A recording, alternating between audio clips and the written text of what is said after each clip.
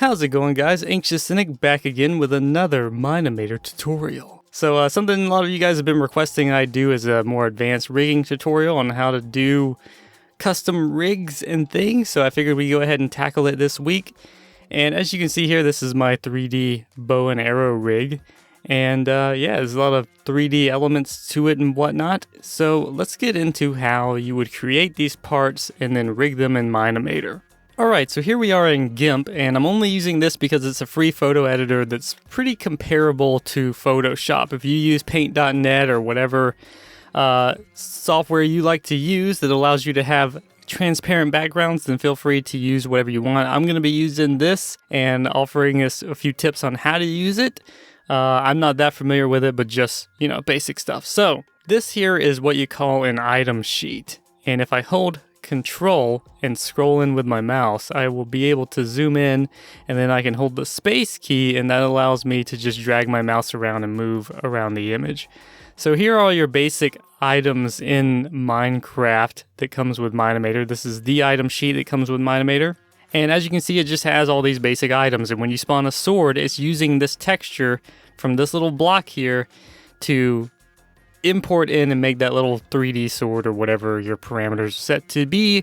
And so what we're going to do is actually create our own items using a sheet like this. So from what I can gather, the items here, each little block is about 16 pixels up and down. Like it's a square, 16 by 16, which is generally, blocks in Minecraft are about that. So each block is worth 16 pixels up and down and side to side, if I have explained that thoroughly enough. And what I've done is this, obviously there's no borders here, there's no barriers to let you know where one starts and the other begins. So what I've done is made a checkerboard pattern image, so each square here is worth one item within the item sheet. Now obviously I think you could scale this up, you could make a bigger image. This is I think 256 by 256, and you can make it 512 or 1024 and make higher resolution items if you want to. I'm just going to stick with the basic resolution here. And what I'm going to do, since we're in Gimp, is I'm going to go over here. It's kind of small icons here, so hopefully you guys can see that. It's basically just a white piece of paper. I'm going to I'm going to click create new layer, and as you can see here, it's 256 by 256, which is the size of our image. And we're going to create that new layer, and that's what we're going to be working with so that we can preserve our transparent background here, as you'll see in a moment. So what I'm going to do is select this layer, our checkerboard, and we're going to bring it down maybe to about Control A to select those numbers, 15. So it's about 15% opacity. And what we're going to do is use that so we can paint over it on our new layer. So I'm going to go ahead and just name this new layer Items Layer. And then all we have to do is scroll in and let's go ahead and click here so we can drag around. And I'm going to scale down the size of my pencil here because I only want it to be 1 pixel. So what I can do is hit the bracket keys on my keyboard, and that brings it down. If I hit the right bracket, the closing bracket, then that brings it up. It's kind of hard to see there, but as you can see, it's bringing it up and down. Or you can use the size over here. I can just, use these numbers and bring it down to 1, which is 1 pixel. All right, I had a little bit of a hiccup there. For some reason, the new layer we had wasn't actually visible. So make sure that there's this eyeball icon here so that you can actually see the dang old layer that you're working with. All right. So all I have to do now is take this, and then I can paint squares any way I want to. And then when I import an item in Mine-imator, when I select this item sheet, it's going to import those pixels and make an item out of them. That's pretty much the basic rundown of how that works. So what I'm going to do to get rid of this, I'm going to hit the R key, which selects this rectangle select tool, and I'm just going to drag it over it and select all these. And I'm going to hit Control X so on my keyboard, so we get rid of that. And then I'm going to hit Control Shift A if I can talk today, and get rid of those. Okay. So one thing someone asked me to do recently, or actually not that recently, I haven't gotten around to it in a while, but someone asked me if I could do like a crate from like for a Minecraft rig, like a crate kind of thing. So I was like, yeah, that might be kind of fun to do. So what I'm going to have to do though is I want to reference Minecraft's wood texture. So I'm going to go ahead and open up a wood texture in Gimp. All right, so what I've done is opened up this spruce plank texture from Minecraft, and what I'm going to do is bring this over into our thingamajig. So what I want to do is grab this. Let's see if we can just drag it over. Can we do that? Nope. All right. So I actually could drag the file over like while this is up and drag it over, and it would place it in this scene, but just so I can show you guys more easily, I'm just going to take this and I'm going to drag it over and select the whole thing. If you remember, that's the R key to select this, or you can just select it up here in the toolbar, and then you just drag over like so, and it selects everything. I'm going to hit Control C to copy, and then I'm going to come over here, I'm going to select our layer, and I'm going to hit Control V to paste. Now, one thing that's kind of annoying with Gimp is it doesn't actually just paste it where you can start using it immediately. You have to double click. So there, I double clicked that, and that allowed me to finally be able to move this item. So if I hit the M key, or I click on this move tool up here, you can see that I can move the item now. And what's actually happening, I think, is it's moving the entire layer, but fortunately it was empty, so we can still work with that.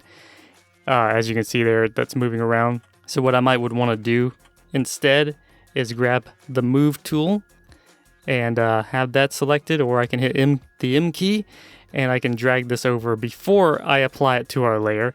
And unfortunately, you have to have the marquee, or that's what it's called in Photoshop, I think. But the rectangular select tool still enabled. Like, you still have to be on that. When you double click to make it apply to the layer, you still have to have that on for whatever reason in order to make that apply. I had a lot of trouble figuring that out, but it is what it is. What I don't want though, actually, is I don't want this to be part of our layer. So what I'm going to do is bring up a new layer, and when I hit that, that puts it as its own layer.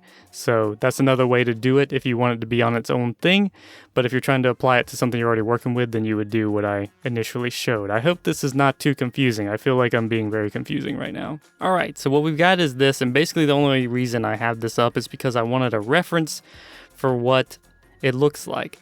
So I'm going to take this, I'm going to go back to our items layer, which is not named because I had problems. There we go. All right, so now that this is on its own layer, we're going to go ahead and make sure this layer is active. It actually was, but just to go through this with you guys, if you're trying to follow me and use Gimp, then just make sure the layer is selected and active. Jesus Christ, I can't talk. And I'm going to click over here to make sure that it's selected. As you can see, the blue highlight goes away. I have my pen tool, or my pencil tool, selected, so it put a mark there. I'm just going to hit Control Z and undo that. If you had like the move tool or whatever, it wouldn't have done that. So just keep that in mind. Anyway, what I want to do is use this to get my colors from, so I can have this as a reference. I'm actually going to go ahead and move this down. I'm hitting the M key and dragging this down out of the way because I may want to use more of these up here. All right, so I'm going to reselect my pen tool here, and I'm going to go ahead and click over here to make sure this is active, and hit Control to bring up the eyedropper tool, and I'm going to select the color that I want. So I'm going to do that and click, left click, and then I'm going to go ahead and go back to my items layer, and I'm going to just paint this outline here. Oops. I'm going to paint it, dear God, come on, this one solid color. I'm not going to go through a bunch of trouble and make like a big pixelated Minecrafty texture, so we'll just go with a simple look here. I hit the R key to bring up my rectangular tool so I can select these bits that I don't want. Hit Control X and then Control Shift A to deselect that, and that's going to be our outer rim, I think. So we'll just go with that for now. And I'm going to come back over here to this layer, and I'm going to switch back to my pencil tool, which is the N key, thankfully. And let's see, which color do we want? We want to maybe go with this color. All right, so we've got that and we've got this. So what we want to do in order to build a rig, we want multiple items. This is 1 pixel around. So what I'm going to do is take this and go 1 pixel in and make another square. So we'll do like this. Whoops, there we go again with that nest there. All right, so let's get rid of that. All right, so what we have is like, this is going to be the outer rim of our crate. This is going to be the bulk of the interior. And I'm just going to go ahead and color this whole thing in. And a way you can do that, if I wanted to, I would just select this area, and then we can go to the paint bucket over here, and then just click that, and it'll make the whole thing that one color. So let's go ahead and deselect that. And that looks okay to me. The only thing is I want it to be kind of a more three-dimensional crate, and I want there to be some like structure-ness to it, if that makes sense. So let's see if we can go ahead and apply that to our crate. I want to have basically a cross beam that goes across like you might see on a normal crate.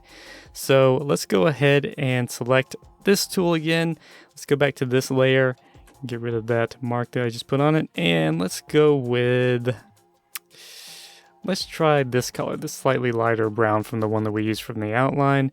And what I want is it to kind of come across like this. So rather than draw it on that one, let's have it come over here. Oh, we got to select our layer. Sorry about that. All right, select this layer and let's have it draw on here. And it's basically going to go from this corner to this corner, but on this layer, of course. So let's go ahead and have that happen. Let's do something like that. And it would be similarly over here. And one cool thing that I found with Gimp, by the way, before I go and do that, if you hold the Shift key and you click, it'll fill in the areas from where you are doing. So like where I last clicked, I click there, and if I hold the Shift key and I drag up, I can do that, and then we'll actually fill in that little blank there. So that's pretty cool. Let's go ahead and select this one. We'll come over here. Select this one, and then we'll come over here like that. I think I might want it to be a little bit wider though. Let's keep going. Something like this. And there, that's going to be our cross beam. And just for funsies, let's actually kind of make this look a little better. So let's get rid of that, and let's try going with this darker color just a bit, and go back to this layer. I keep clicking the wrong one, dang it.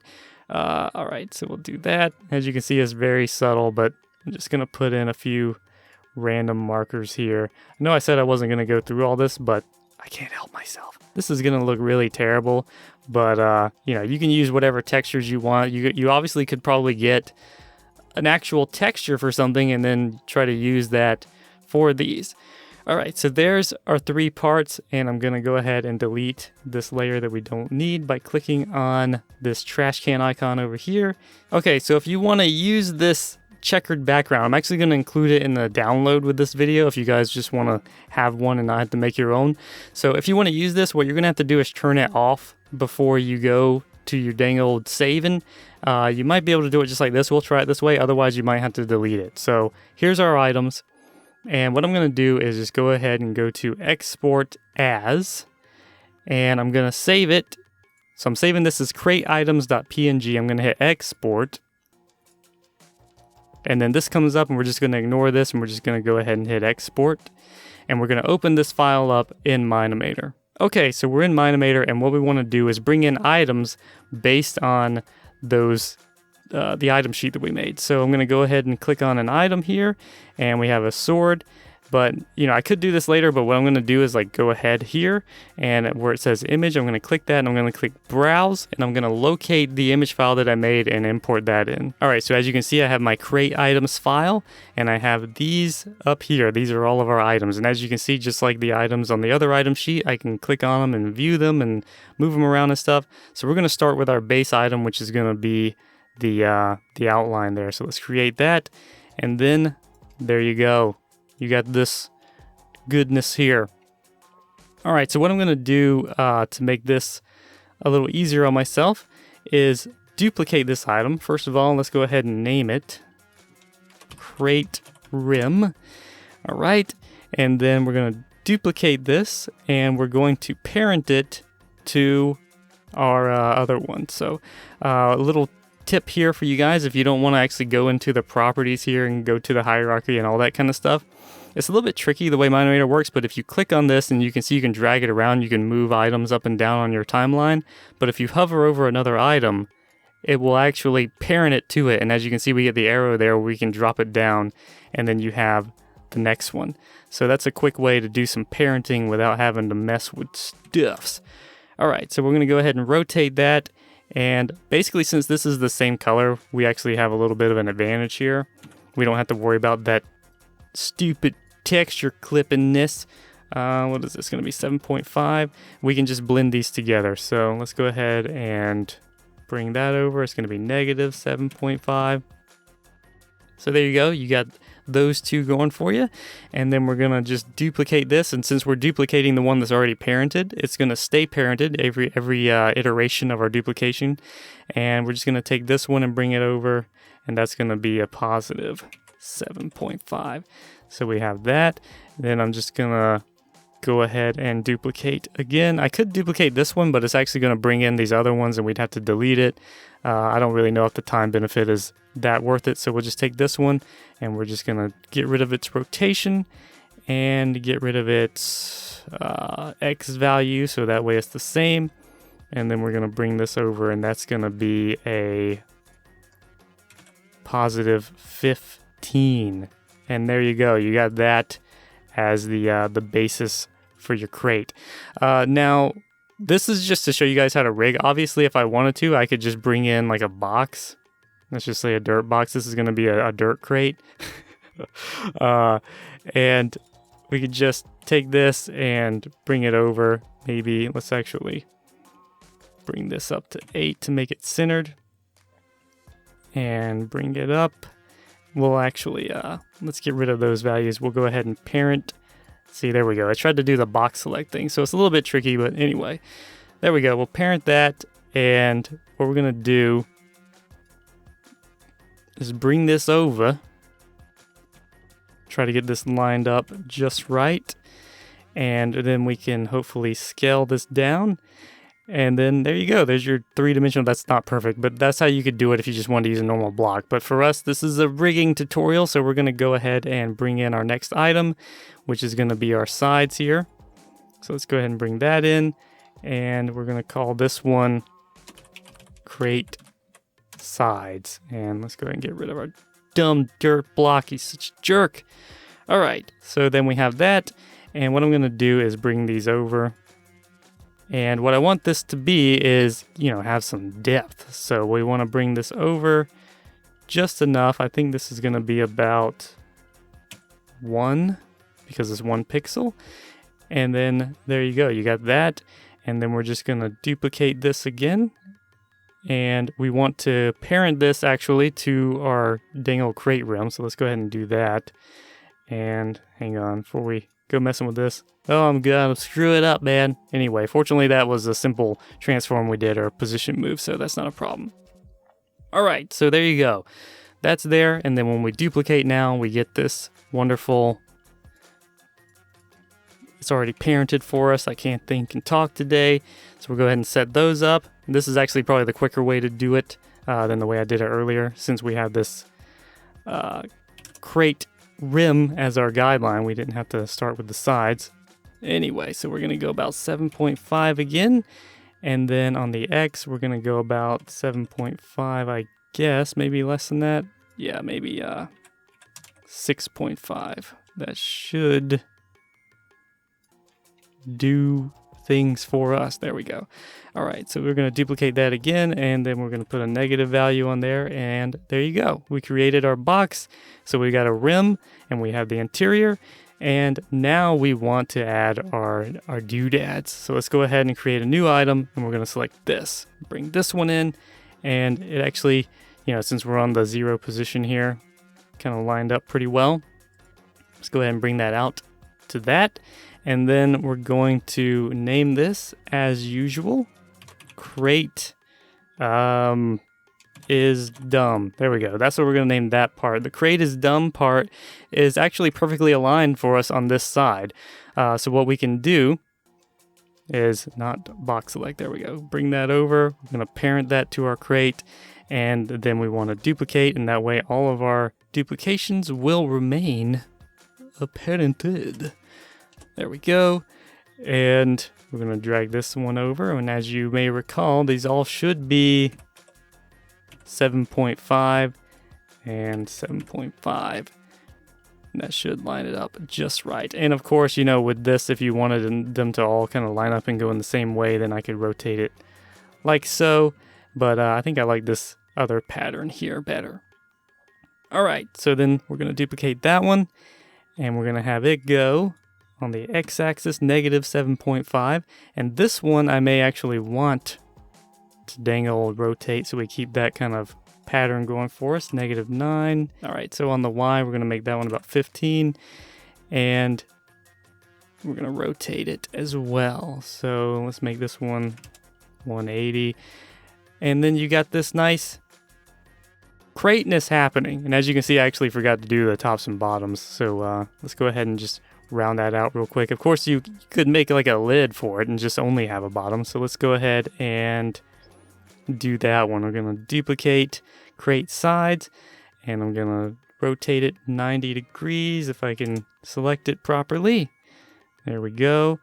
And we want to have this come over. That's going to be about, what's the number we're looking for here? Is it negative 8? Is that going to be about right? That looks about right to me. And we're going to bring it up to 1 on the z-axis. So there you go. You got your lid. You got your base, your bottom. You got this business here. As you can see, when you select the main parent, then it takes everything with it. And there's your crate. And it's wonderful. And as you can see here, I should have actually changed the rotation point on this. I think if I do it now, it may screw up our whole shebang. So rather than do that, let's just say if you did that and you made that mistake and you don't want to redo your whole rig, you can do as per usual and use a dang old folder. All right. And another little tip for that with your timeliness is if I have this crate selected, or whatever item it is this is crate rim, of course. If I have this selected and I click to add a folder, it automatically parents that item to the folder. So that's a nice little nifty trick you can use. So we're going to go ahead and zero out the position of the crate, and then that gives us this on the folder. And what I may want to do, since I want my rotation point to be at the center of the folder, everything is centered except for this side, I'm going to grab the crate and I'm going to drag it over. I guess that'll be about negative 8. And then that puts the folder there.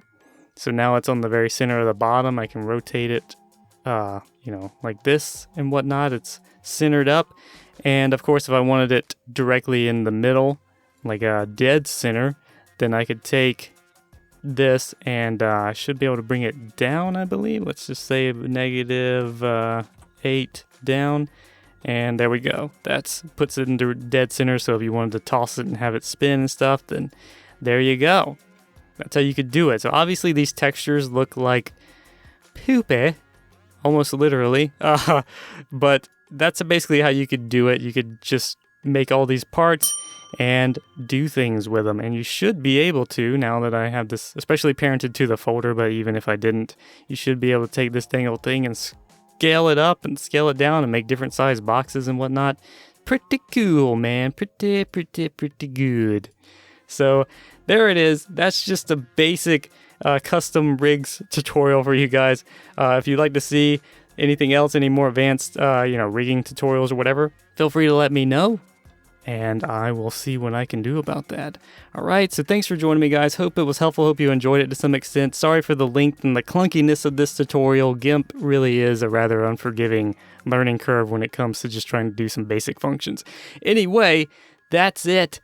I'm done. All right, so thanks for joining me, guys, and I will see you in the next video.